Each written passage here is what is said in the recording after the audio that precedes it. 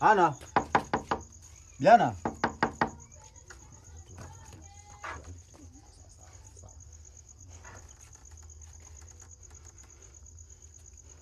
Hali yako kwanza.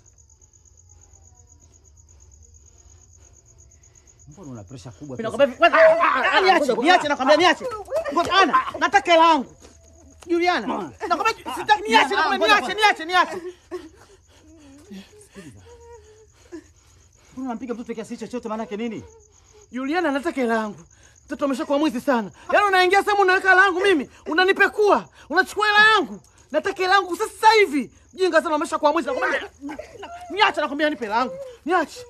Unajua siku zote mkubwa subira. Tafadhali kuomba kuwa na subira. Huyu bado mtoto hana na ulifahamu. Mjumbe, na kuheshimu sana. Subira mimi hajawahi kunipa ugali hata siku moja huko ndani. Umenielewa eh? Huyu mtoto ameshakuwa mwizi huyu. Yaani wewe unaingia ndani mwangu. Unachukua hela zangu. Haitoshi unacha mlango wazi. Alafu tunakimbilia kwa mjumbe. Mimi namuogopa mjumbe.